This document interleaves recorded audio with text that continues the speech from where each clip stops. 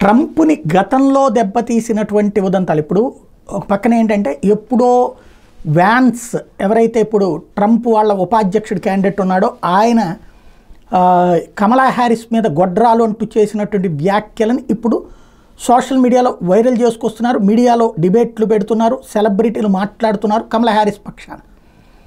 అదే సందర్భంలో ఇప్పుడు మరి ట్రంప్ వర్గం ఏం చేస్తుంది? ఇద్దరు డబ్బులతోనే కూర్చున్నటువంటి వాళ్ళే కదా. చాలా కీలకమైనటువంటి వ్యవహారం చేశారు. బరాక్ ఒబామా ఇంతకుముందు అధ్యక్షుడిగా ఉన్నటువంటి సందర్భంలోనే ట్రంప్ని దెబ్బతీసేందుకు ట్రంప్ మీదన నిఘా పెట్టాడు. ఆ రోజుల్లో ఒబామా ప్రాజెక్ట్ ఫల్సమ్ అనేటువంటి పేరుతో బ్రిటన్కి సంబంధించినటువంటి ఒక ఇంటెలిజెన్స్ ఏజెన్సీతో టైఅప్ పెట్టుకుని ట్రంప్ ఆర్గనైజేషన్ల మీద నిఘా పెట్టించాడు అన్నటువంటి విషయం ఇప్పుడు తాజాగా బయటకు వచ్చింది.